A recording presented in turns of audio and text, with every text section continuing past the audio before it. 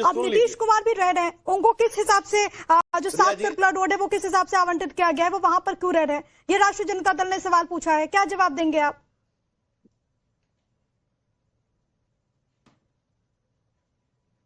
जनता दल का सवाल पूछना एकदम गलत है। देखिए, अपने गलत कार्य को छुपाने के लिए है। मूल मुद्दा है कि लालू परिवार को लोकतंत्र और नियम में कोई विश्वास नहीं है। देखिए, नियमानुकूल उनको बंगला बदला गया, उनको जाना चाहिए। उनके तेजस्वी यादव जी ने यही गलती की थी, लेकिन वो कम से कम इससे आहत होकर कोर्ट गए थे, कोर्ट से फटकार मिली। इनको लगता है कि इनको नाजायज तरीके से दिया जा रहा है और अमुक व्यक्ति को मिला है, इनको नहीं मिला है तो ये भी कोर्ट जाए। कानून का दरवाजा खटता है, कानून का दरवाजा अगर कहेगा तो स्टे ऑर्डर मिलेगा, और नहीं तो आप खाली करें। आप एक तरफ तो कहते हैं सुरक्षाकर्मी हम नहीं रखेंगे, हमको कोई मोह नहीं है, दूसरी तरफ इस बंगला से क्या मोह। देखिए, आपका ये कहना, ये कार्यकर्ताओं का तर्क देना कि वहां शादी हुई है, वहां जो उत्सव हुआ है, तो देखिए रजिस्ट्री तो नहीं की जा सकती ना। पुराने बंगले में रहने देने में क्या दिक्कत है सुनील जी? पुराने बंगले में अगर रहती तो क्या दिक्कत है? ठीक है, कई लोग तो भी रह रहे हैं ना। अगर विजय चौधरी साहब भी पुराने बंगले में रह रहे हैं, विजय कुमार सिन्हा भी पुराने बंगले में रह रहे हैं। तो आपके कहने का मतलब है कि कोई अफसर का अगर स्थानांतरण हो तो वो अफसर कह दे कि हम यही रहेंगे, क्या दिक्कत है? ये चीजें नियमानुकूल चलती है। आपके प्रश्न अगर आपको लगता है कि आपके साथ नाजायज हुआ है तो आप कानून का दरवाजा खटकाइए। आप सनसनी पैदा करके अपने कार्यकर्ताओं को सड़क पर जमा करके एक लॉ एंड ऑर्डर का स्थिति पर उत्पन्न करना चाहते हैं। ये आपकी मंशा दर्शाता है। आपको मुद्दों का अकाल है। दोनों सवालों का जवाब दीजिएगा। और ये जनता ने आपको सत्ताच्युत कर दिया। दोनों सवालों का जवाब दीजिएगा। आपको तो नियम के हिसाब से चलना होगा ना। अब तेजस्वी यादव ने भी तो वही कहा था, हाईकोर्ट से फटकार लगी नहीं तेजस्वी यादव को कि घर आपका हमेशा के लिए नहीं हो सकता। डेप्यूटी सीएम हट गया, फिर भी वो बंगला उन्होंने रखा था। ये बार बार क्यों मोह आ जाता है? और अगर आपको कोई दिक्कत है तो आप कोर्ट का रुख कीजिए ना, सड़कों पर क्यों उतर जाते हैं आरजेडी के कार्यकर्ता? देखिए, आपने अभी 3 सवाल किया था और सत्ताधारी जो प्रवक्ता यहाँ बैठे हुए उन 3 सवालों के जवाब में एक भी सवाल का जवाब दे पाए क्या? या बिहार की 13 करोड़ की जनता बहुत सजग है राजनीतिक रूप से, वह जानती है कि आप जवाब क्यों नहीं देना चाहते हैं, क्योंकि आपके पास जवाब नहीं है। इतना बड़ा 2 फ्लैट को 1 फ्लैट मिला के चीफ मिनिस्टर आवास बनाया जा रहा है। बिहार एक गरीब प्रदेश है, गरीबी के इंडेक्स में सबसे पिछड़ा हुआ है।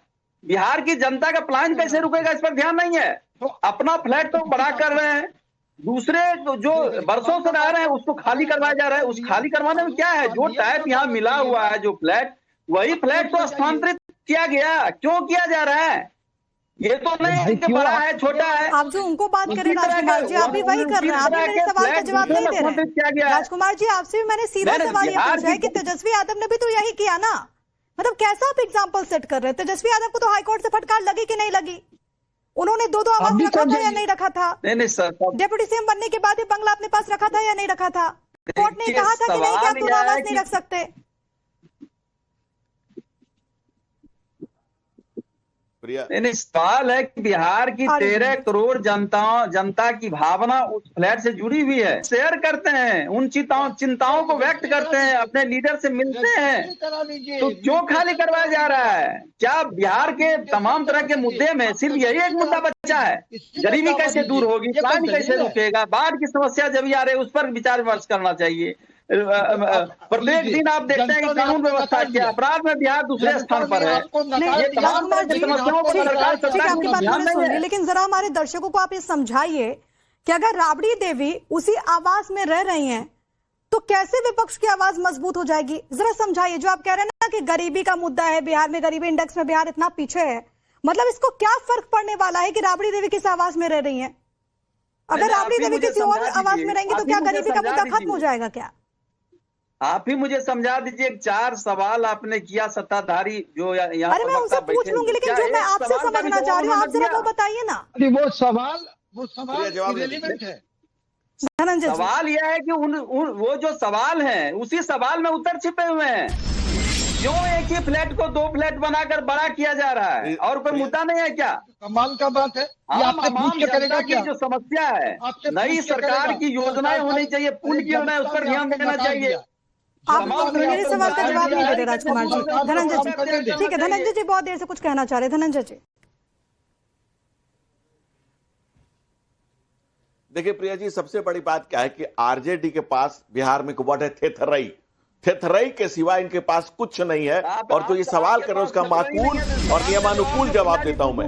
नीतीश कुमार जी और नीतीश कुमार जी और आदरणीय नितिन नवीन जी, हमारे राष्ट्रीय अध्यक्ष भाई राजकुमार जी, थेथरई बंद कीजिए। बात जवाब, सवाल पूछे तो जवाब सुनिए। सवाल का जवाब सुन लो भाई, सवाल का जवाब सुन लीजिए। आदरणीय नीतीश कुमार जी और परम आदरणीय नितिन नवीन जी, दोनों को जेड सिक्योरिटी है। और जेड सिक्योरिटी के लिए जेड सिक्योरिटी का मानक है कि उनको कैसे मकान में रहना है, उनको कैसी सुरक्षा देनी है, इसके सुप्रीम कोर्ट के है और इसके सिक्योरिटी कमेटी की गाइडलाइंस है। उनको उसके हिसाब से बंगला देना है और उस हिसाब से उनकी सुरक्षा का ख्याल रखना है। दूसरा, जहां तक सम्राट चौधरी जी के सवाल है, प्रदेश के मुखिया है, गृह विभाग उनके पास है, उनको तमाम तरह की इंटेल मिलती रहती है। चौथा, जो बिहार के विधायक की बात कर रहे हैं, उनका कार्यकाल इतना लंबा हो गया कि सर्टेन कार्यकाल 6 बार 7 बार के विधायक रह गए। जब 6 बार 7 बार के विधायक रहते हैं तो आपके पूरे कैरियर के हिसाब से आपको बंगले का आवंटन होता है, तो नियमानुकूल उनका भी आवंटन सही है। लेकिन मैं फिर कह रहा हूं, आरजेडी का एक ही मंशा है, वो है थेथरई। बाहर बिहार में इसको कहते हैं थेथरई। ये थेथर लोग हैं जिनके पास कोई लॉजिक नहीं है। They are highly logical, they are highly logical, highly immoral, highly irresponsible. और इसीलिए बिहार की जनता ने इनको बाहर का रास्ता दिखा दिया है और बिहार की जनता ने इनके बकवास को, इनके बदहवास को और दूसरे की जमीन, मकान, दुकान को कब्जा करने की जो इनकी नीति रही है, अब सरकारी सब जमीन जायदाद ये कब्जा करना चाहते हैं। अब सरकारी जमीनों मकान पर 43 गरीबों की बात कर रहे हैं, 43 एकड़, 43 एकड़ में महुआ बाग में लालू राबड़ी ने घर बनाया है। 43 एकड़ में, 43 एकड़ किसी राजा महाराजा ने भी नहीं बनाया होगा। 43 एकड़ में लालू प्रसाद यादव ने बंगला बनाया। क्या गरीबों के नेता हैं, गरीबों के नेता आरजेडी लगातार ये बात कह रही है कि विपक्ष को परेशान किया जाए। आप कभी सिक्योरिटी को घटा देते हैं, बंगला छीन रहे हैं। देखिए, जनता ने राजद को नकार दिया और सरकार को अपना कार्य करने दें। अगर मन में इनके इतने प्रश्न है कि अमुक व्यक्ति को कैसे बंगला मिला, तो सूचना के अधिकार अधिनियम में पूछे। आज के समय में अनर्गल है। आप ये बताएं कि आप मियाद खत्म होने के बाद भी क्यों रह रहे हैं, आप सरकारी आदेश का अवहेलना क्यों कर रहे हैं? और अगर आपको करना है, तो अगर आपको लगता है कि नाजायज अन्याय हो रहा है, तो क्या आपने न्यायालय का दर्जा घटाया? अगर नहीं तो कानून का पालन करें। आप उकसाते हैं, आप कहते हैं कि गरीबों का सेंटिमेंट जुड़ा है, तो आप रजिस्ट्री करा ले, दरखास्त दे दे, आप म्यूटेशन करा ले इस बंगले का। लेकिन यह अनर्गल प्रलाप है। एक इस मुद्दे पर एक गंभीर व्यक्ति को इस तरह से करना, ये इनका सोच दर्शाता है। जैसे कहा धनंजय ने 43 एकड़ में आलीशान महल बना हुआ है, लेकिन हम उसमें नहीं जाएंगे। हम ये भी रखेंगे, हम वो भी रखेंगे, हम उनके जो मतलब बहुत सारे तरीके, अगर आपको लगता है कि नियम नहीं है इसके हिसाब से, तो आप कोर्ट में चुनौती दीजिए। कार्यकर्ता जब सड़क पर उतर जाएंगे तो ठीक तो नहीं लगेगा ना।